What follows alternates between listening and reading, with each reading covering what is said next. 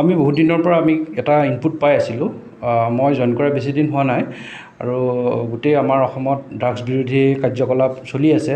বিভিন্ন জিলাই বিভিন্ন ধৰণৰ ড্ৰাগছৰ ওপৰত আপোনাৰ ইনভেষ্টিগেশ্যন কৰি ড্ৰাগছ ধৰি আছে।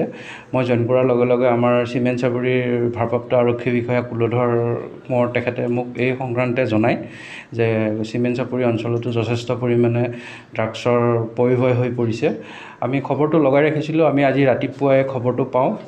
চিমেণ্ট চাপৰি ভাৰপ্ৰাপ্ত আৰক্ষী মহোদয়ে মোক ফোনযোগে জনায়। ফোনযোগে জনোৱাৰ লগে লগে আমি ষ্ট্ৰিং অপাৰেশ্যন আৰম্ভ কৰিছোঁ। আমি অইল তিনিআলি তাতে আমি আমাৰ চিমেণ্ট চাপৰিৰ পাৰ্টি আৰু ভাৰপ্ৰাপ্ত আৰক্ষী বিষয়াৰ নেতৃত্বত আমি তাতে যাই উপস্থিত হৈ কিনে আমি দুজন মানুহক আমি তাৰ পৰা কৰায়ত্ব কৰোঁ আৰু সিহঁতৰ পৰা কিছু পৰিমাণে আমি চাধাৰ টেমাত ড্ৰাগছ ভৰোৱা ভৰ্তি কণ্টেইনাৰ পাওঁ।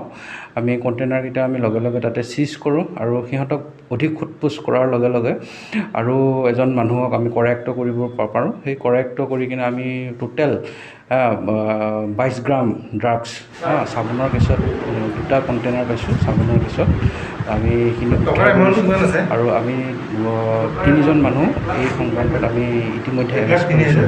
মানুহকেইজন ক্ৰমে হৈছে দিব্য দাৰিক, অতুল দেৱ আৰু নবীন বাৰিক।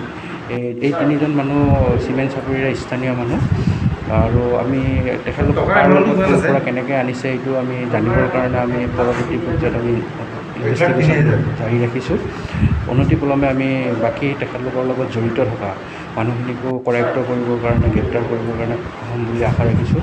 আমাৰ চিমেণ্ট চাপৰি ভাৰতত যথেষ্টখিনি ইনপুট কালেক্ট কৰিছে আৰু আমি এই মাধ্যমৰ যোগেদি আমি ৰাজ্যক অনুৰোধ জনাইছোঁ যাতে এই ড্ৰাগছৰ যিখিনি মহামাৰী বুলিয়ে ক'ব লাগিব যে বিয়পি পৰিছে সমগ্ৰ অসমতে নাই সীমামূৰীয়া অঞ্চলতে হওক, ৰাইজৰো পূৰ্ণ সহযোগিতা আমাৰ পুলিচক লাগিব।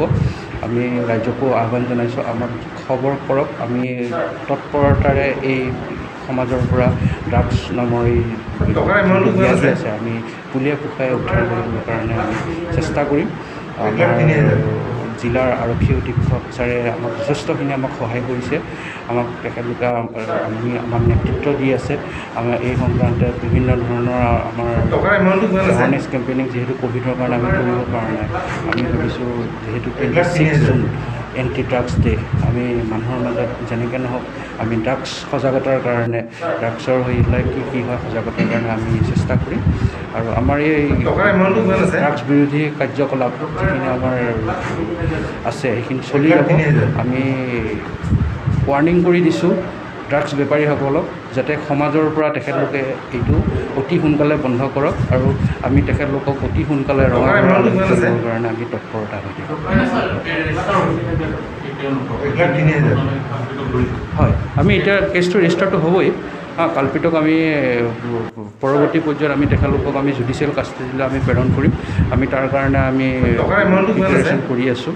ইতিমধ্যে আমাৰ যিখিনি পৰৱৰ্তী পৰ্যায়ত কৰিবলগীয়া লিগেল একশ্যনখিনি আমি সেইখিনি লৈ কিনে আমি তৎপৰতাত হয়, পইচাও আমি উদ্ধাৰ কৰিছোঁ। আমি 1,03,000 টকা উদ্ধাৰ কৰিবলৈ পাইছোঁ। আমাৰ এই যোনজন মেইন পেডলাৰ তেখেতৰ পৰা আমি ইতিমধ্যে গম পাইছোঁ যে তেখেতে এই কণ্টেইনাৰ যোনটো চাবোনৰ বক্সৰ কণ্টেইনাৰটো তেখেতলোকে গুৱাহাটীৰ পৰা অনা বুলি কৈছে ট্ৰেইন যোগে, আৰু তেখেতৰ হাতৰ পৰা আমি 1,03,000 টকা আমি উদ্ধাৰ কৰিবলৈ সক্ষম হৈছোঁ। নিশ্চয় ক'ৰবাত নহয় ক'ৰবাত আৰু ডাঙৰ পেডলাৰ আছে জড়িত হৈ কিনে, আমি সেইখিনিও আমি উদ্ধাৰ কৰিবৰ কাৰণে তেখেতলোকক গ্ৰেপ্তাৰ কৰিবৰ কাৰণে আমি তৎপৰ থাকিম।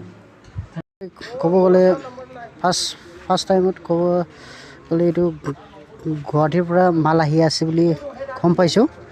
গম পাই পেলাই মই অকলে এইটো সহায় সহযোগ কৰা নহয়, এইটো পুলিচ প্ৰশাসনৰ পৰা আৰু চব সংগঠনৰ ফালৰ পৰা এইটো গম পাই পেলাই যিটো নেকি এইটো বেয়া বস্তু যদি আহি আছে আমাৰ যিটো নেকি এই অঞ্চলত এই আমাৰ পঞ্চায়তত এইটো গম পাই পেলাই আমি চিন্তাধাৰণা এটা কৰিলোঁ যে এইটো আগৰ পৰাই মানে ড্ৰাগছৰ ব্যৱহাৰ কৰে বুলি আমি গম পাই আছোঁ আৰু ইয়াক আমি আগৰ পৰাই চাই আছিলোঁ যে মানুহটো ক'ৰ পৰা সঁচা মিছাটো আমি ধৰিব লাগিব। এনে মিছাকৈ ইয়াক কিবা কৰিবতো নোৱাৰে।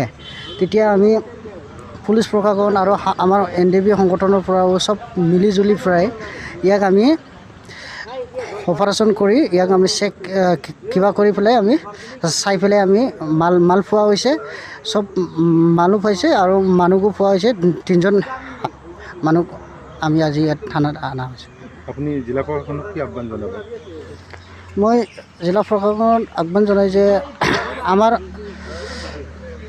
যিটো নেকি সমাজটো যদি লগ হয় তেতিয়াহে পুলিচ প্ৰশাসনক এইটো পাৰিব পুলিচ প্ৰশাসনকে যদি পাৰিব বুলি কৈ পেলাই এইটো নহ'ব পুলিচ প্ৰশাসনৰ লগৰীয়া হয় চবকে এনেকৈ যদি যিমান বেয়া ব্যৱস্থা আছে চবকে এইটো দৰাই দিব লাগে আৰু আমাৰ এইটো যিটো নেকি চংখং পঞ্চায়ত এলেকা আৰু এইটো পঞ্চায়তত আমাৰ ভাল পৰিস্থিতি আনিব লাগে বুলি